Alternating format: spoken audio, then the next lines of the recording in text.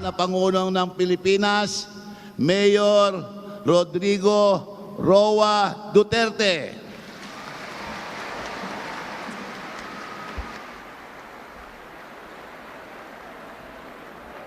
Paglingkod lang, sige mong pakpak na. I'd like to acknowledge the presence of President Gloria Arroyo, Macapagal Arroyo, Labor and Employment Secretary Silvestro Bello III, Foreign Affairs Secretary Alan Peter Cayetano, and the other members of the Cabinet, the honorable members of Congress, the House of Representatives, the officers and employees of the Department of Labor and Employment, akong mga igsoon sa labor sector, mga kauban sa gobyerno, ug akong mga kababayan. Can I have the copy again of the executive order?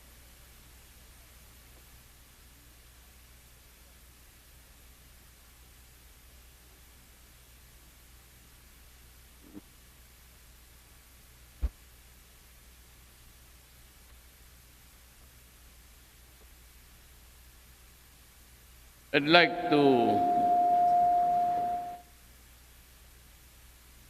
repeat the provision of Section 2.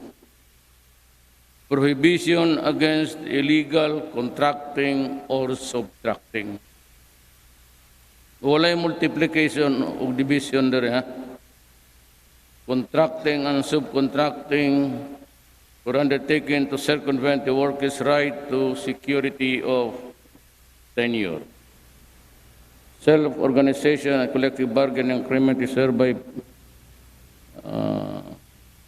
made pursuant to the 1987 Philippine Constitution. Mura ni akong pinakakaya. Sinagad ko na. The security of tenure refers to the right of employees not to be dismissed or removed without or just an authorized cause and observance of procedural due process consistent with the Constitution, Labor Code as amended and prevailing jurisprudence. So, pirmahan na nako sa inyong atubangan.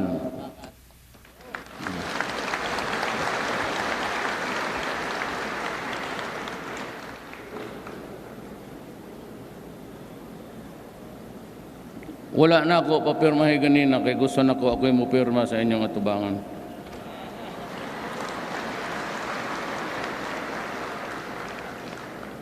So, dapat mayagaw ko ba sa naigwapa, sige kong tanaw diri sa uwa. Muday na siya.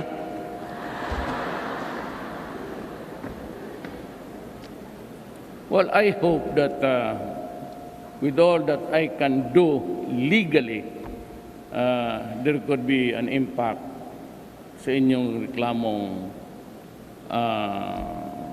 non-security of tenure. Basahon ko ng ako, more than a century has passed since the very first Labor Day was celebrated, and yet the struggle for a better life for our beloved workers continues. I assure you that this government will never cease in its effort to provide every Filipino worker with full, dignified, and meaningful employment. They deserve no less than decent and comfortable lives. For this year's Labor Day, we are pushing for better protection of migrant workers, especially those in the vulnerable groups such as the domestic helpers, or workers or household service workers in the Middle East. All avenues to boost the level of protection for our kababayans abroad will be pursued, particularly those who are in Kuwait. We must also make sure that the necessary protection of the OFWs leaving for Kuwait are in place before they are allowed to be deployed. In our own backyard, we will bring job seekers and entrepreneurs closer together with wide range of employment and business opportunities. We will provide various trabaho, negosyo ng kabuhayan, job, and business fair sites nationwide, where more than 140 job vacancies from private employers will be made available. Close to 8,000 rather, vacancies in government agencies are also open to all qualified applicants. Aside from that, Dole will also award livelihood projects worth 93 million to more than 10,000 informal sector workers. The DTI will also give training and other assistance through negosyo centers. There is also a descuento caravans for workers so that they can purchase basic commodities and discount prices. We continue to strengthen the efforts to provide our beloved overseas Filipino workers with decent work, humane treatment, better working conditions, and social protection. We shall ensure the reintegration of repatriated overseas Filipino workers by helping them and their families to grant of loans, livelihood packages, scholarships, skills training, and employment opportunities. I remain firm in my commitment to put an end to ENDO and illegal contractualization. However, I believe that in order to implement an effective and lasting solution to the problems brought about by contractualization, Congress needs to enact a law amending the labor code. Alam mo, dugay na it's outdated. I think Congress should come up with a new labor code to keep it attuned to the realities of our times. I could only do so much. And a mere executive order is not enough because you have to change or modify or entirely abrogate some of the provisions there is sa atong balaod. I cannot be a legislator. It is not allowed. But I can only implement. Tig-implementar lang ko og unsay balaod. But because there are laws already, kaning akong executive order nga gipirmahan karon would help a lot in alleviating the problem. A mere executive order is not enough. To this end, I have certified the urgent message of the bill on security of tenure to once and for all address the issue and provide long-term solutions that will further strengthen the workers' right to security of tenure. Iba ka nga, no? Do you know why? Ako, I can only implement. But if there are things that need to be corrected or things which have to be modified to suit the needs or the demand of time, kaning large taghang gawa sa Pilipinas, naatay gap, kana nahitabo na ang labor code existing na. So you have to amend or correct. Or I recommend the entire revision or revisit the previous laws. I also directed Dole to submit my office a list of all companies engaged in or suspected to be engaged in labor-only contracting. To all non-compliant and abusive employers under so-called CABO, who are engaged in labor contracting, your days are numbered. I have warned you before, and I'll warn you again. Putlan tamog ulo. Stop endo and illegal contractualization. I will see to it that our laws are strictly enforced. The government will not rest until we end the shameful labor practice. Bago mo lang guni, of just recent memory. Ang kaning nakadaot pareho sa kaning ginareklamo sa komunista, kasi maglungsod. Komunista man na. Labor leader na dito sa Mayo Uno, pagsaka na ko sa bukid, nagbit-bit pa og pusil niya, nagkapatig, nakabuts na. Kung sa'yo mga ginabuhat nga rin, makikpatay ka. Uli nga to sa, nagkadri na gina siya, tinood lang. Ginanan ko siya nga, amigo mong gumus mga komunista, karon away mi, niya amigo na po dron kayo, istorya na po mi. Ambot ni mga yawa, kano sa mga undang ng buisit.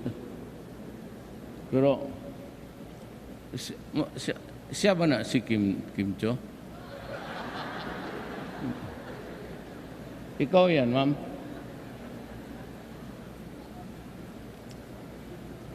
Di, ako. Ningon ko gwapa ka. Hindi ka pagdang mo.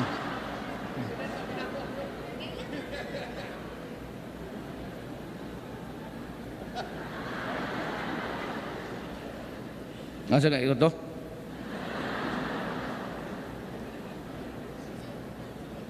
Recently, I have put the entire Boracay Island under a state of calamity and temporarily closed it to tourists. I know that with this necessary course of action, residents and workers will greatly hit and be affected. Ano mong ganyan? You know, Boracay is almost the crown jewel of the country. It is the favorite melting pot of all Filipinos and foreigners. Bakit sisirain mo? And, you know, it has the largest kagaw. Unya, ang algae, you know, ang algae, pasaan ang kanang water lilies? Those are really the defense of nature. Hugaw na gani kaayo ang dagat o ang kanang suba, river. Musugot kag sa dili, they will just appear suddenly. It is a tuwa na sa ilawom sa yuta, sa river. Unya kalit lang mudaghan na sila. It's because the water is really polluted. Ang kanang mga water lilies giingon nila kanang algae, daghang kaayo, baga, abi ni mo mga sagbot na diya sa ilawom. Actually, it is a defense mechanism of nature. Basta baga na kaayo na, bot pasabot daghan ng kagaw. And nature fights by munang manggawa sila. Ang water lily, basta unsaon mo og guyod, imong hipuson tanan. Once there is an excessive intoxication sa kagaw, mugawas gina sila naturally. And that's what's happening in Boracay. Sa ilaw, naga-harvest sila ng mga algae. It's because it is heavily contaminated. Ako, kamong taga Boracay, magbinisaya lang ko, ayaw mo dali-dali. Ang Boracay, ang kategory ana is forestal and agriculture. There was never a proclamation either by President Arroyo, me, or the rest, converting it or some portion of it, of the island, into commercial. And therefore, na ay mga pamilya, ang uban anak taga Davao nga nakakuha og mga lote. How? O kanang mga Shangri-La diha, multi-billion. Ngano nakapatindog sila nga ingon ana ang estado. Di commercial unta, but I never signed anything. And si ma'am, ngunyawa daw sa kakuan, can only be done by presidential proclamation or maybe by Congress. But either of the two, wala. So ayaw po ninyong surang-surangan ni Ana, kaya ginalimpyuhan lang nako But after that, iuli nako ninyo walay naghangol anang island ninyo. Kana ng mga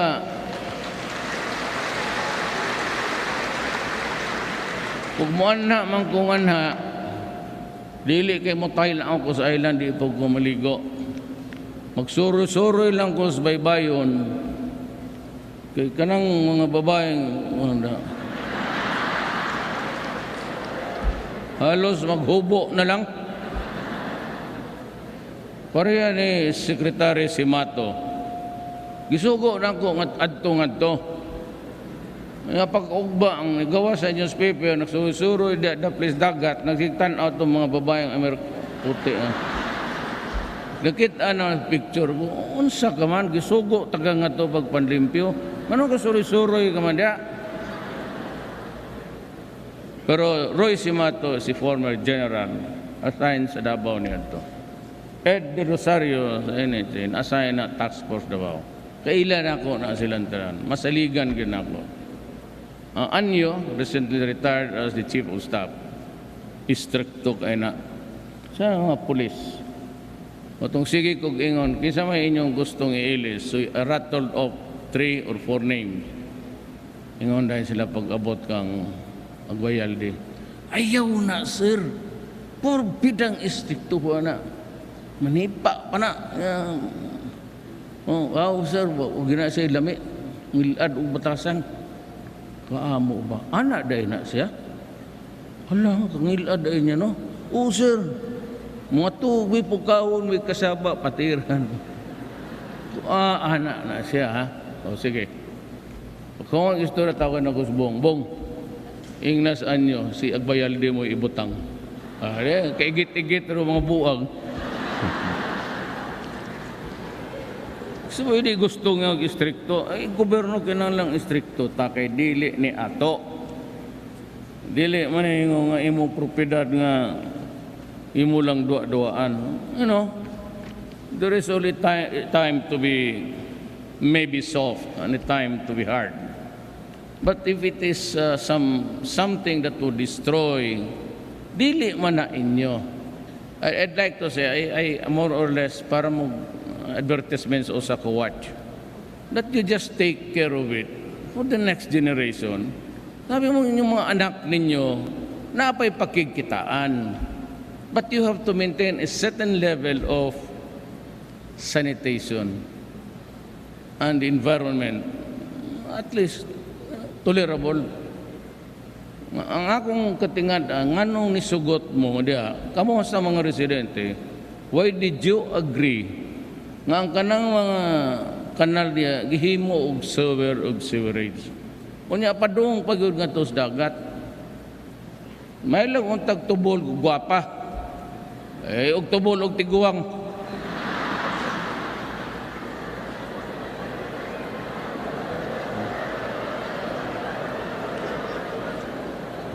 Bitaw. That is why I have instructed the immediate release of 448 million to Dole to provide financial support to all affected workers under the Adjustment Measures Program.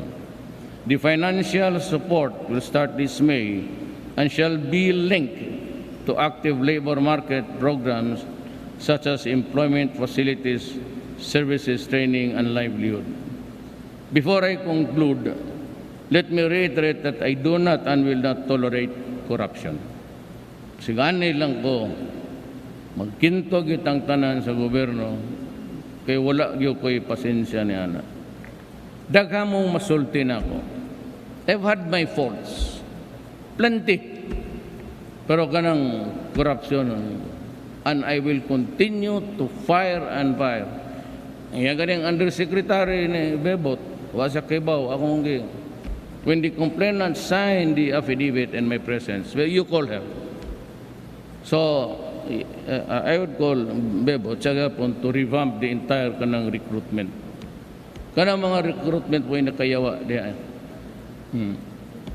Sobra gani ang pangwarta. It's ruled by greed already.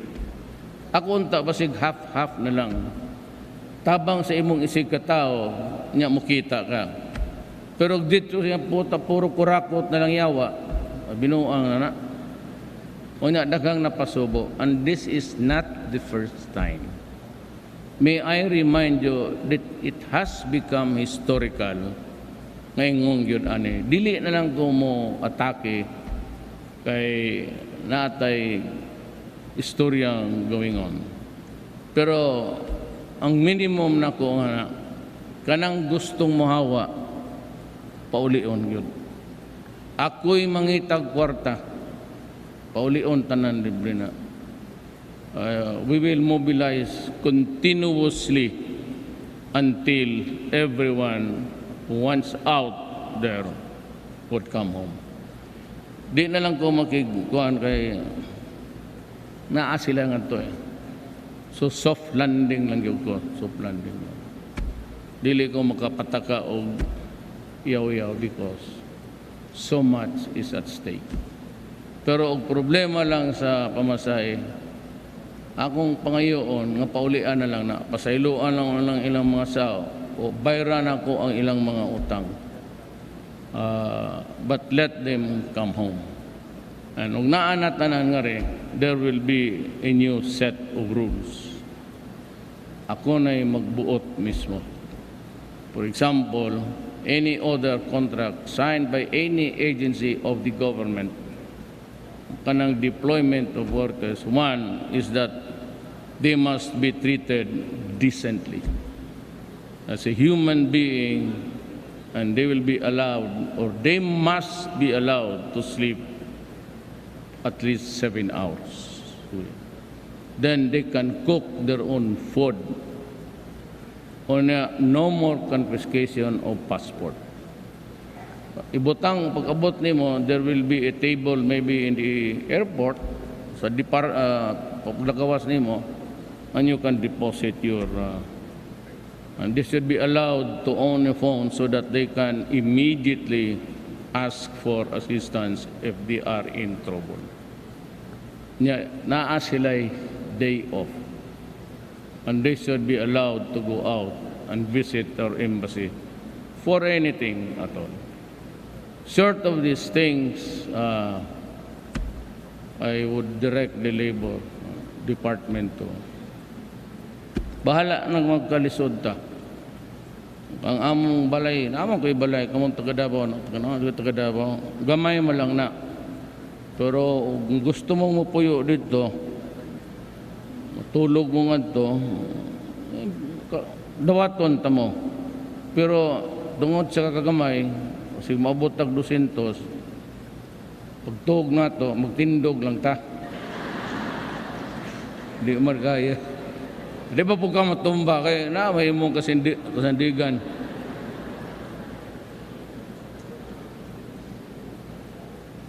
Thus, I call on the labor and employment sectors to play an active role in getting rid of corruption in governance so that you can bring about inclusive economic growth and build a truly peaceful and orderly Philippines. Bawanin mo, this is a one trip. Usarat ang maagi nga rin. Ako kang rumat tukos bagyo kay kaslon tong akong aid, yung counterpart sa Air Force man si katong usa katong sa Navy. Kaslon niya ako ininong so diretso ko nga doron. Pero kamuntanan walay binuang ha. Kamuntanan, kung gusto mong dadon ninyo inyong pamilya sa Malacanang, although we cannot accommodate a big crowd at one time. But in groups, you are free to visit your palace. So ito mga kwarto nila ni President Marcos, si Ma'am, dito man po puyo. Pero, ambot kung sustainer man po ni si Ma'am, di ni mahadlok. Putang ina ng multo sa Malacanang, basig adlaw mo lingkod sa imong atubangan. Di ko nagatulog dito. Tuara ko at bang. Ay payag-payag nga to. Mutuo kag sa dili ha. Ang akong kwarto kanang gikasto nga. Kani. Ato mga to pagitaan ako. Wala ko ba? Mura man po inaas gobyerno. Wala nga lang, ang akong kwarto, pero ang sala murag dako kay murag conference room pod sa mga cabinet member. But my room is really very small. It was not intended actually to be a house. But to ako gapuyo nga to. Kay magabi magawas ko, papris ko, magatubang ka sa Malacanang dito speakers, sakay mo kong barbs. Kukuha kag hangin ba? Pisko ang huyop sa hangin, kusog.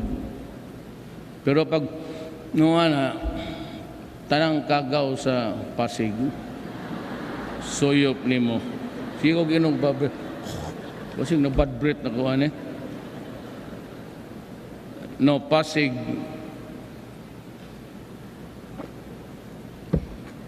Pasig, makanang murag Pasig sa Singapore. Took them 10 years on the Likon. 10 years to make it what is it now. So, dugay pa ka na, it will take generational na another 2 or 3 presidents. Wala man ni anak ni ma'am. Ano may sa langit kasi gigampo. Pero ako mulantaw ko kung kita mo, ay mo ito siguan. So, mura na ang kabili ninyo, giklaro na nako. Ang panawagan atong herbatong gabutang og lansang sa ilang kamot. Katong mga labor leader gabutag lansang kay napako daw ang di naman mong yawa. Lansang to, I will do it my own time. I time it during the labor day so that it will have an impact. An memorable one. Wa paganing layo, pagani ang yawa, sige nagyaw-yaw, sige nagyaw-yaw. Pamatyon, tanong mo rin nyo.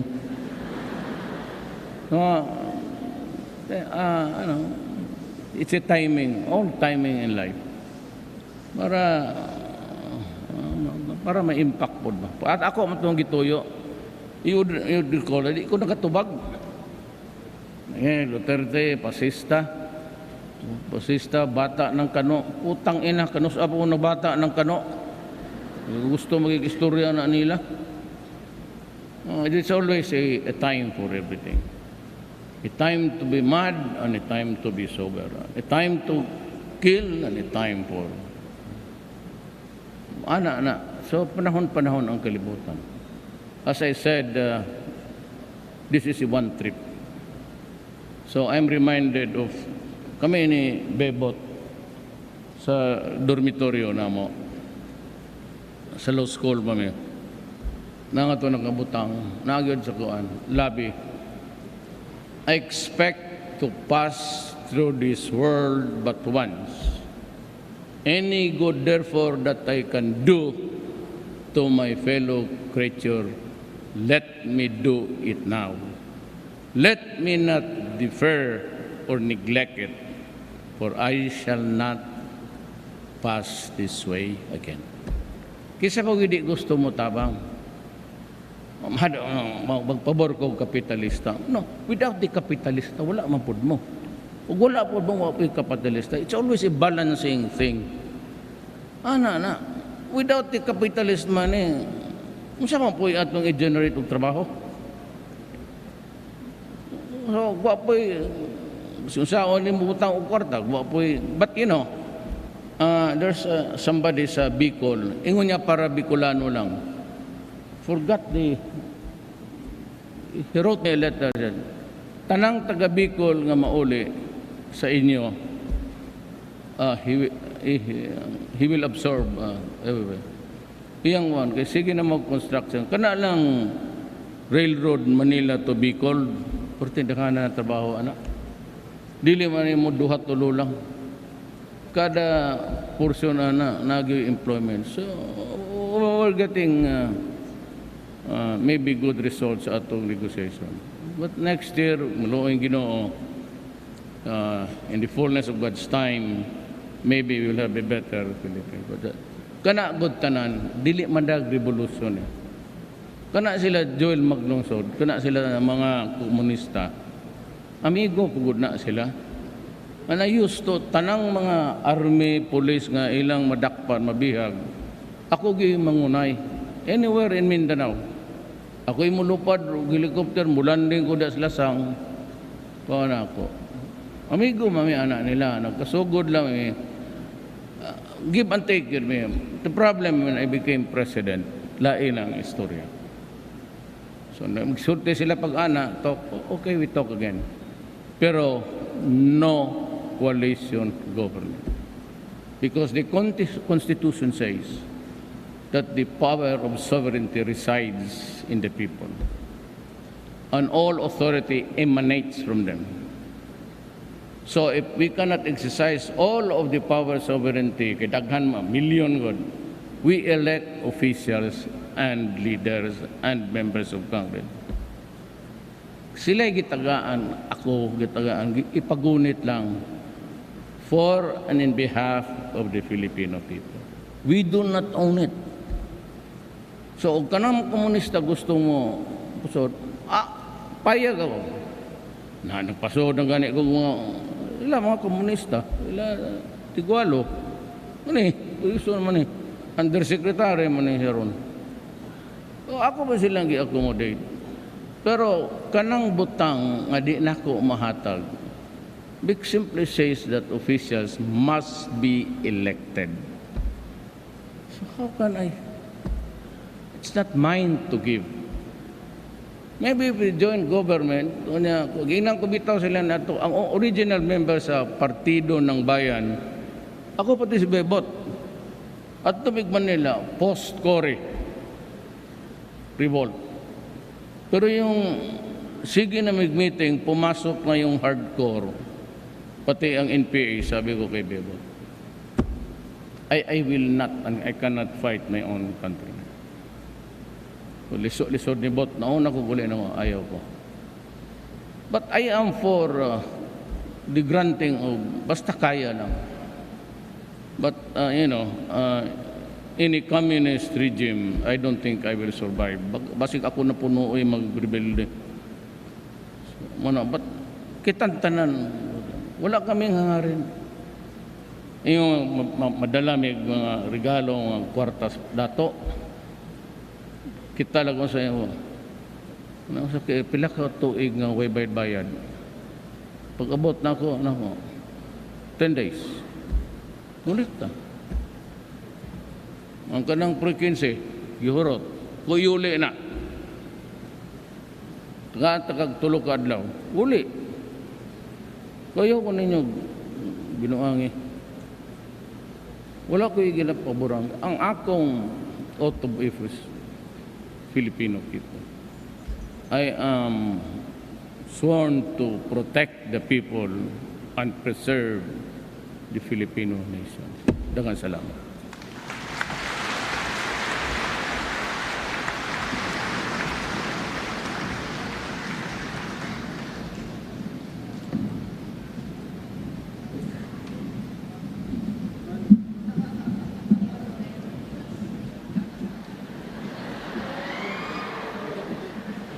Dili, sir. Bisaya lang, sir. Mr. President. Mr. President, thank you very much. Thank you. Ladies and gentlemen, please, let's all thank Mr. President Rodrigo Roa Duterte for his inspiring remarks.